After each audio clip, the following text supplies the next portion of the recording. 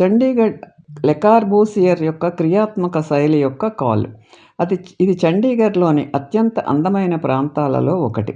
ముఖ్యంగా సాయంత్రం వేళల్లో సందర్శకులు నాటకీయ సూర్యాస్తమయాలను మరియు సమీపంలోని హిల్ స్టేషన్ కసౌలి యొక్క మెరిసే లైట్ల దృశ్యాలను ఆస్వాదించవచ్చు. మ్యూజియము మరియు ఆర్ట్ గ్యాలరీ. పర్యావరణాలు. పింజోర్ చండీగఢ్కు ఉత్తరాన 22 కిలోమీటర్ల దూరంలో ఉన్న ఈ ఉద్యానవనాలను 17వ శతాబ్దంలో మొఘల్ చక్రవర్తి ఔరంగజేబు పెంపుడు సోదరుడు ఫిదాయి ఖాన్ రూపొందించారు. ఇవి మొఘల్ శైలిలో ఉన్నాయి.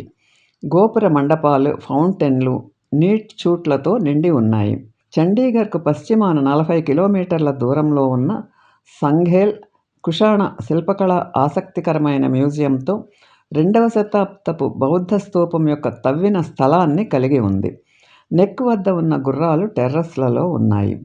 రాక్ గార్డెన్ తన పుణ్యక్షేత్రం రాజ్కుండ్లో జరిగే అద్భుతమైన ఉత్సవం క్రాఫ్ట్స్ మేళా.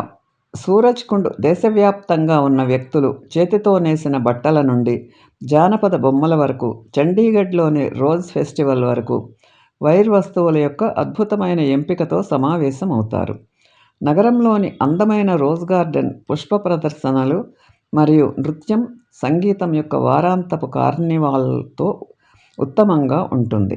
హోలా మొహల్లా ఉత్సవాల్లో నైపుణ్యం కలిగిన కత్తిసాము. ఆనందపూర్ సాహిబ్ హోలీ తర్వాత జరిగే ఈ ఉత్సవంలో ముఖ్యాంశం కంచె మరియు డేరా కట్టడం యొక్క అద్భుతమైన ప్రదర్శన. నిహాంగ్ సిక్కులు తమ పురాణ యుద్ధ మరియు గుర్రపు స్వారీ నైపుణ్యాలను ప్రదర్శిస్తారు. బైసాఖి వసంత విషువత్తు మరియు పంట కోత ప్రారంభాన్ని గుర్తు చేసేందుకు పంజాబ్ అంతటా గాలా ఊరేగింపులు, నృత్యాలు మరియు విందులు జరుగుతాయి.